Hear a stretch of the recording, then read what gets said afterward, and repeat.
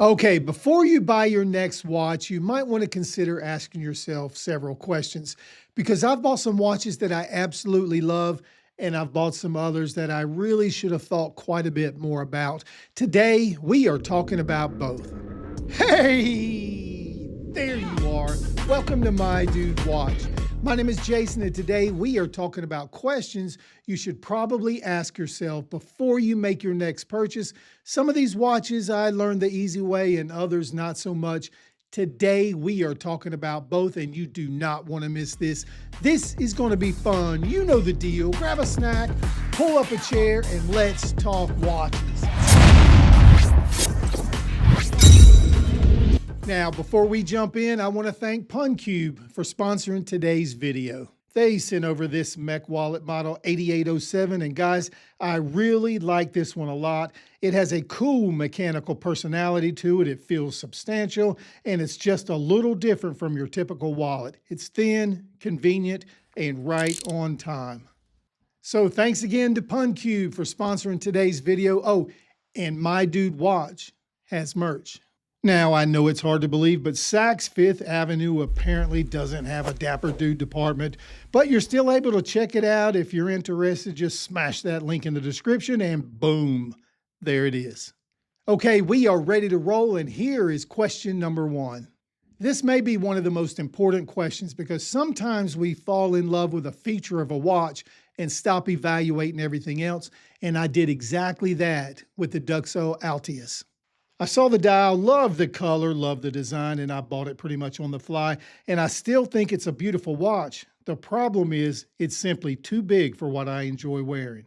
I never really thought how it would sit on my wrist or whether I would enjoy wearing it at all, especially long term. Compare that with watches like the Vesuvius Attivo and Timex Marlin Automatic. Those were purchases I thought about more carefully. I considered the size, the proportions, the appearance, and how they would actually wear. And because of that, I still enjoy wearing them. So I didn't necessarily buy the wrong watch with a Duxo. I asked the wrong question. Attraction is normally start of the buying process. It probably shouldn't finish it. And question number two, am I buying the hype or am I buying the watch?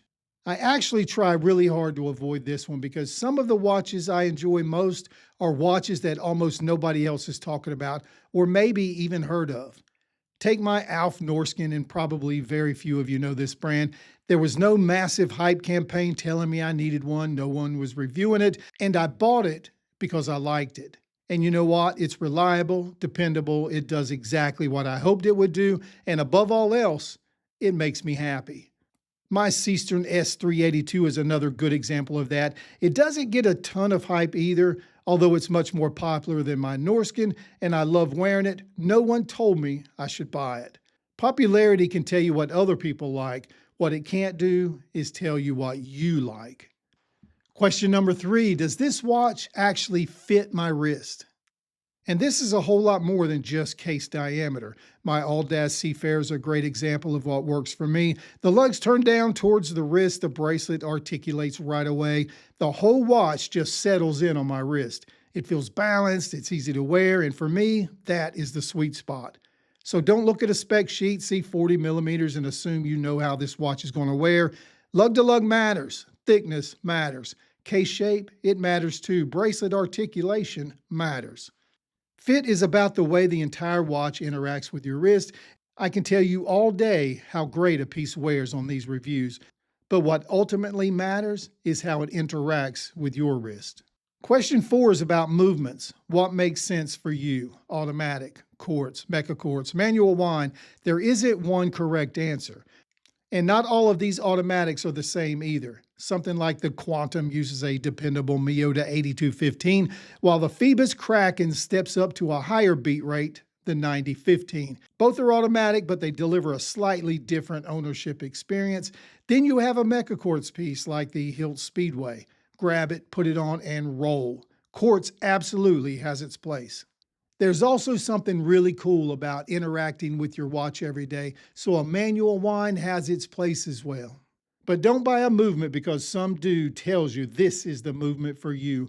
Buy a movement that fits the way you actually want to wear your watch. Now, which specs actually matter to you? Because if you're not sure, you can get hypnotized by a spec sheet. Now, take my Zelos Hammerhead version 3 titanium. Titanium matters because you actually feel the weight difference. Sapphire matters because it helps with durability. Water resistance matters because this is a watch designed to be used. Strong lume matters because legibility is part of the job. But just because a spec sounds impressive doesn't mean it matters to you. The question isn't, does this watch have good specs? The question is, do these specs make this a better watch for me? That's a much deeper question. Now, question 6 is a really important question because you need to know, am I paying for the brand or paying for the watch? And trust me, there's nothing wrong with heritage and there's nothing wrong with paying for a name. Just understand what you're paying for. I own watches from companies like Ixtal, where the attraction for me is the watch itself, the finishing, the specs, the wearability, and the value. And then you have something like the Marvin, the 175th anniversary watch, where genuine history and heritage are part of the package. And that has value too.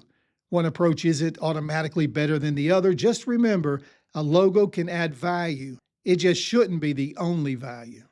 Moving on to question number 7, and this is asking yourself, does this watch add something to my collection? Now, sometimes there's going to be overlap and there's nothing wrong with that. Just know exactly what it brings to your collection. Take the Helm Curaburi and the Zelos Hammerhead version 3 titanium. Both are rugged, serious dive watches, so yes, there is a ton of overlap. And I had the Helm first. But the Zelos being titanium changed the experience. It's lighter, it feels different, and that gives me a reason to enjoy both. So the question isn't, do I already own a dive watch? The question is, what is this watch bringing to the table that I don't already have? And if the answer is simply nothing, I just love it, that's good enough. Just know it before you buy it.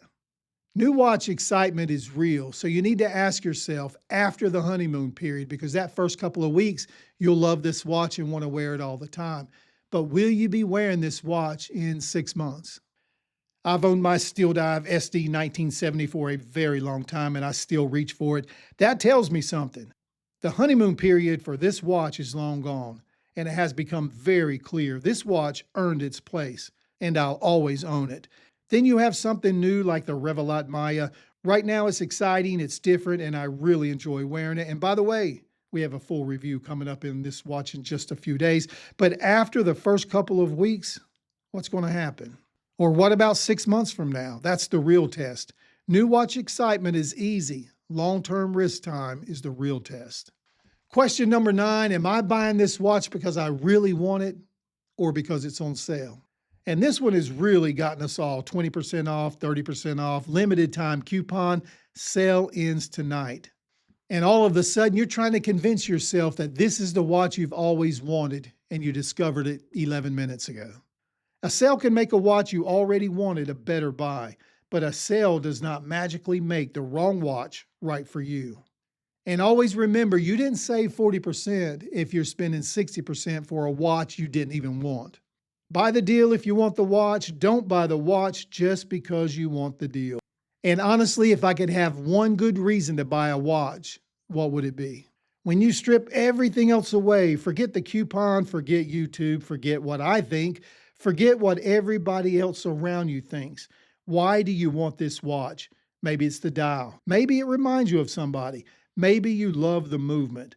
Maybe it fits your wrist perfectly. Maybe nobody else has ever heard of this watch. But this should be the answer, even if the purchase makes absolutely no logical sense whatsoever. But every time you look down at your wrist, it makes you smile. And if that's the case, that's what matters. Buy the watch. Look, these aren't rules to live by. This is just a way to slow down to make sure you buy the right watch, because ultimately the right watch makes you happy. Hey, you made it to the end of another video. Thank you for doing that. We appreciate you watching. If you enjoyed what you saw today, please take the time to like this video and subscribe to the channel. It'll only take you a second, but it really does help. All right, my friends, we are checking the time, and it is time to wrap this up, so we will close the show.